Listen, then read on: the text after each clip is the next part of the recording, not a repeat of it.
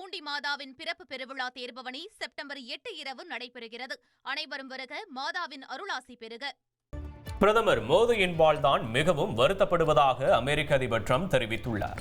அமெரிக்காவின் வாஷிங்டன் மாகாணத்தில் செய்தியாளர்களை சந்தித்த அவர், இந்திய பொருட்கள் மீது 50% வரி செலுத்தியதால் நாம் இந்தியாவை இழந்துவிட்டோம் என வருத்தத்துடன் அவர் தெரிவித்தார். ரஷ்யாவிடமிருந்து இந்தியா அதிகப்படியான எண்ணெய் வாங்குவதால் தான் மிகவும் ஏமாற்றம் அடைந்துள்ளதாகவும், ஆனாலும் பிரதமர் மோடி தனக்கு ஒரு நல்ல நண்பராக இருப்பார் என அமெரிக்க அதிபர் ட்ரம்ப் கூறியுள்ளார். இந்தியாவிற்கு அமெரிக்கா முக்கிய வர்த்தக பங்காளியாக இருப்பதால் அமெரிக்காவுடன் இந்தியா தொடர்ந்து வர்த்தக பேச்சுவார்த்தையில் ஈடுபட்டு வருவதாக வெளியுறவுத்துறை அமைச்சகம் தெரிவித்துள்ளது.